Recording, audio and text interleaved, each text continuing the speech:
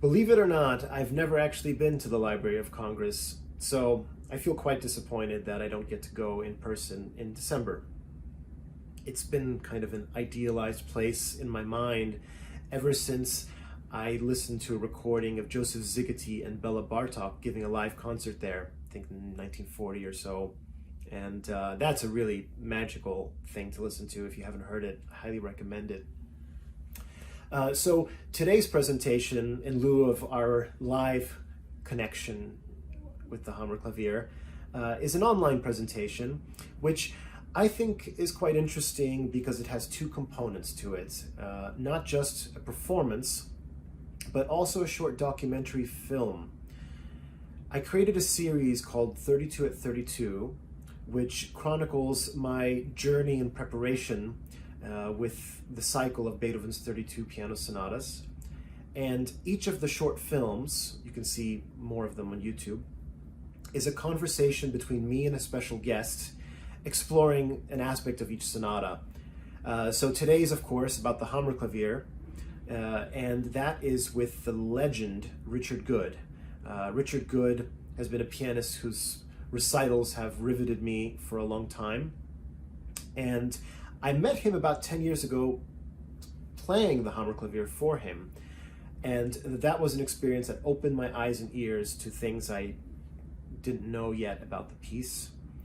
And he was very gracious to agree to talk to me in September, once again, 10 years later, and to keep exploring the piece. It's a treasure chest of insights for performer and listener alike. So I think you will probably find something quite valuable in there.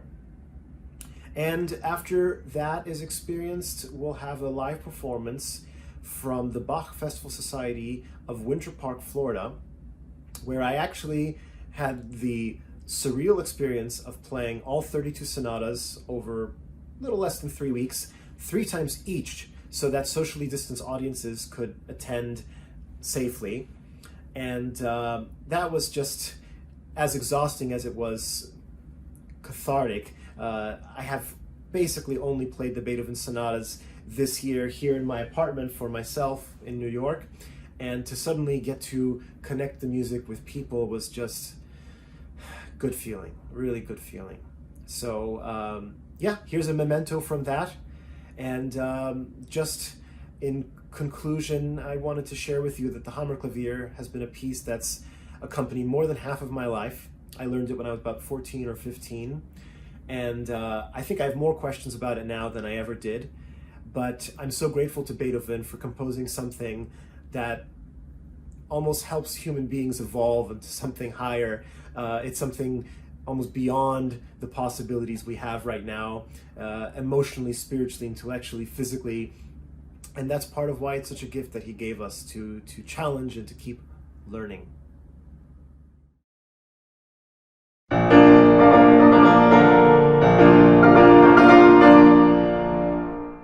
We've got the Hammerklavier right there. He probably made more people aware of that sonata than anybody in America ever did. You did? Charles Schultz.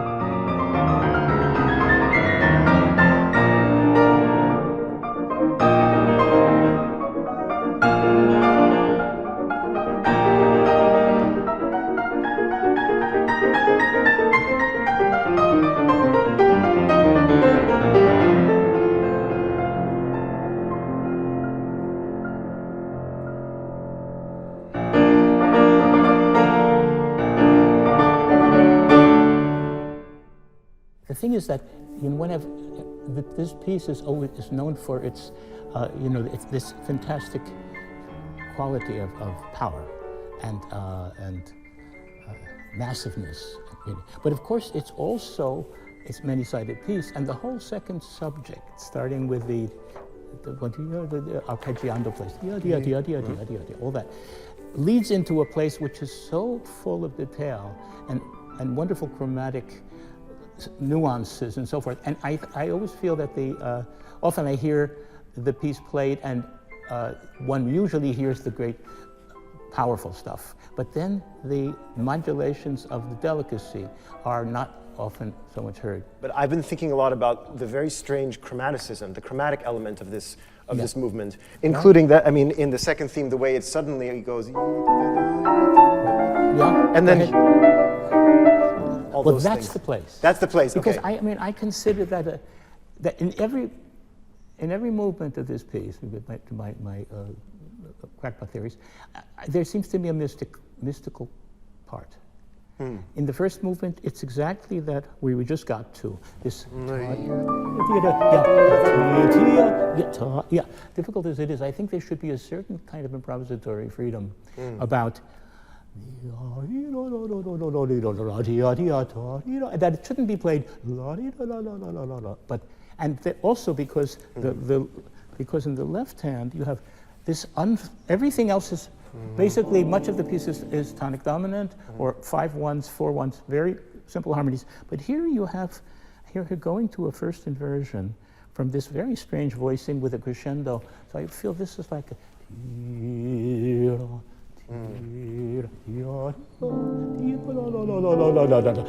and this has a kind of freedom as for violin solo. If this were, you know,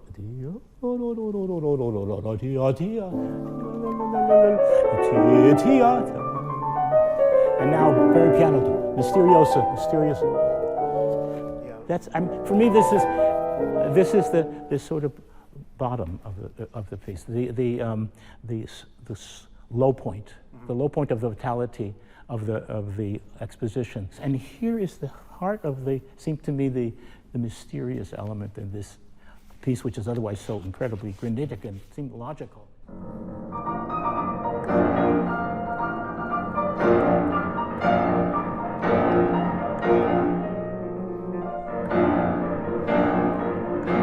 And you know, in the Missa Solemnis, which he was working on at the same time, B flat is the key of war. In the Dona Nobis Pace. At the end, right. Remember, ding, bum, bum, bum, bum, bum, bum, bum, bum, bum, bum, bum, bum, Dona Nobis Pace. And the singer sings Dona Nobis Pace, give us peace. And the marking, Beethoven's marking is ängstlich. Ängstlich? Fearful. Okay. Fearful, and that you have the trumpets and drums bursting out in the middle of the Dona Nobis. Really an incredible moment. And I always think of it here.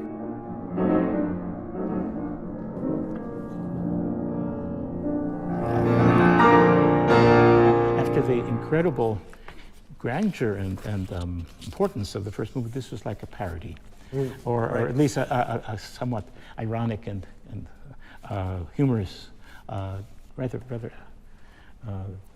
sharp comment on, you know, another version of the thirds. So Right, that's why I think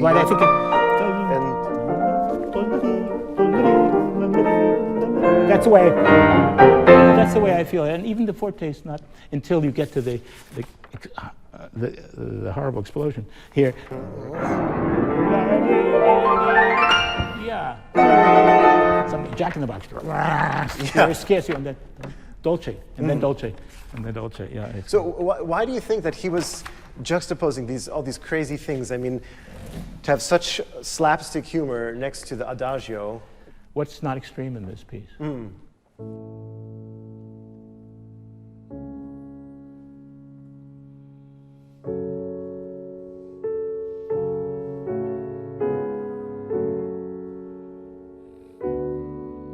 I feel that it's more and more very important that una corda, that Beethoven's piano in the una corda was really a different sound and was really much more inside and much more introverted. And if one thinks about that, then one can play the opening of the Adagio, the basic tempo of the Adagio, a little more moving than ordinarily, because if you think of it as being basically almost for oneself, a very private statement, a very inward statement. It's all basically in one color. Except the G major. Except the G major, which changes.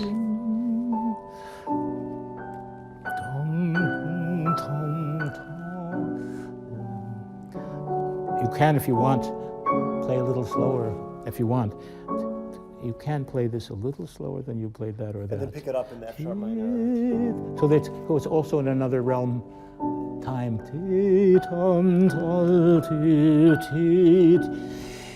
And then. This is like redemption. Just right? as you G did it. major. And then. As before.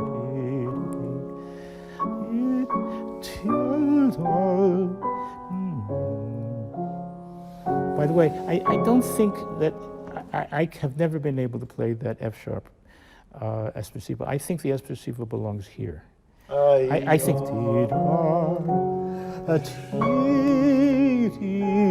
and can be slow as why not?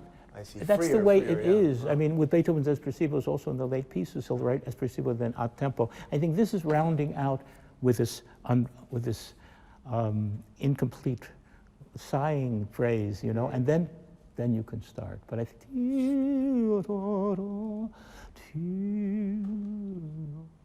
just dies away.